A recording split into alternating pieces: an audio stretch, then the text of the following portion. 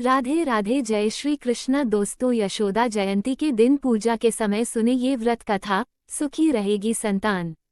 इस दिन है यशोदा जयंती। व्रत से मिलता है लंबी उम्र का वरदान।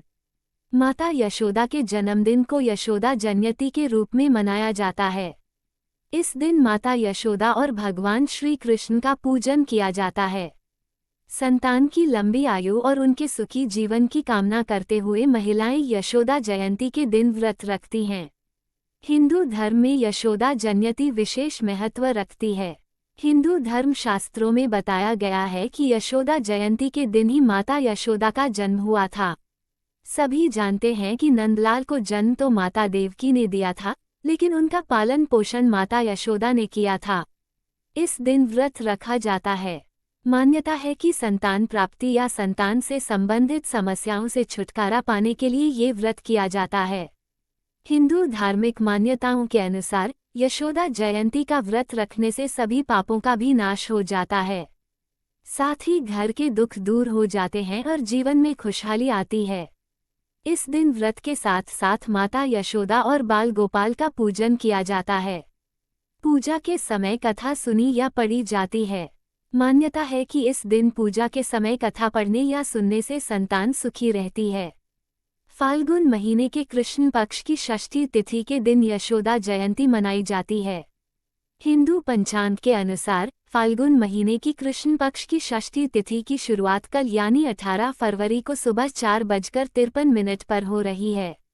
वहीं इस तिथि का समापन 19 फरवरी को सुबह 7:32 पर हो जाएगा। यशोदा जयंती व्रत कथा। पौराणिक कथा के अनुसार ब्रज में गोपाल सुमुख और उनकी पत्नी निवास करते थे। ब्रह्मा जी के आशीर्वाद से उनके यहाँ ही माता यशोदा का जन्म हुआ। माता यशोदा का विवाह ब्रज के ही राजा नंद से हुआ।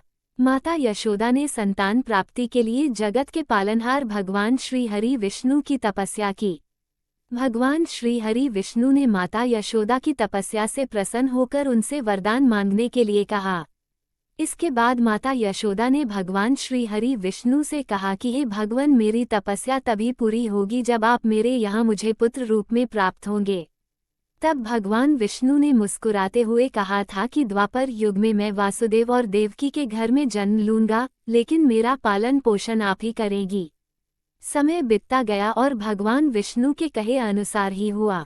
भगवान विष्णु ने द्वापर युग में श्री कृष्ण के रूप में अपना 8वां अवतार लिया। भगवान ने माता देवकी और वासुदेव की 8वीं संतान के रूप में जन्म लिया। इसके बाद वासुदेव बाल गोपाल श्री कृष्ण को नंद और माता यशोदा के यहाँ छोड़ आए, ताकि अत्याचारी कंस से उनके जीवन की रक्षा की जा सके। इसके बाद भगवान श्री कृष्ण का पालन पोषण माता यशोदा ने ही किया। माता यशोदा के बारे में श्रीमद् भागवत में कहा गया कि भगवान की जो कृपा माता यशोदा को प्राप्त हुई, वैसे न तो ब्रह्मा जी को, न महादेव को और न लक्ष्मी जी को ही प्राप्त हुई। चलिए दोस्तों, अब जानते हैं कि यशोदा जयंती के दिन क्या करें और क्या नहीं, कैसे पूरा होगा व्रत।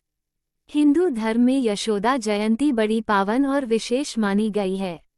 इस दिन व्रत के साथ ही माता यशोदा और भगवान श्री कृष्ण के पूजन का विधान है। हिंदू धर्म शास्त्रों में बताया गया है कि इस दिन क्या करना और क्या नहीं करना चाहिए। हिंदू धर्म में यशोदा जयंती बड़ी पावन और विशेष मानी गई है। यशोदा जयंती माँ यशोदा के जन्मदिन के रूप में मनाई जाती है।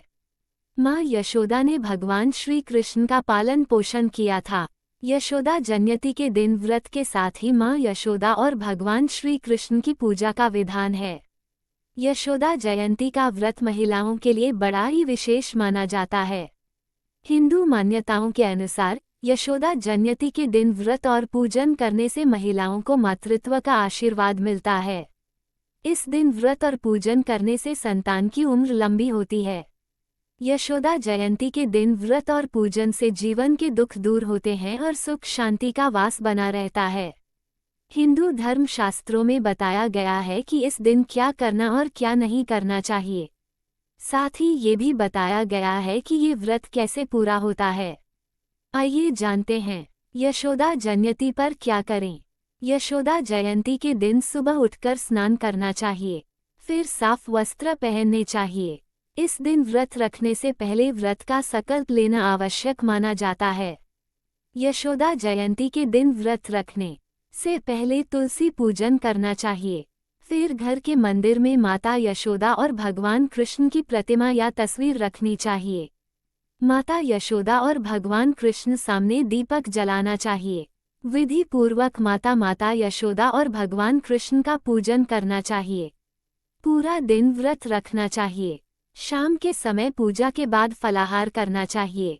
यशोदा जयंती पर क्या न करें। यशोदा जयंती के दिन व्रत में भूलकर भी अन्न नहीं खाना चाहिए। इस दिन तामसिक भोजन और शराब का सेवन नहीं करना चाहिए। इस दिन किसी को भी अपशब्द नहीं कहने चाहिए। इस दिन झूठ नहीं बोलना चाहिए। कैसे पूरा होता है यशोदा जयंती का व्रत? यशोदा जयंती के दिन पूजा पाठ करना चाहिए। व्रत में ताजे फल, दूध, दही, नारियल पानी, कट्टू के आटे से बने फलहारी भोजन, मखाने, खीरा, कम घी में बने आलू, साबूदाना की खिचड़ी या खीर और सवा के चावल की खीर या खिचड़ी खाई जा सकती है।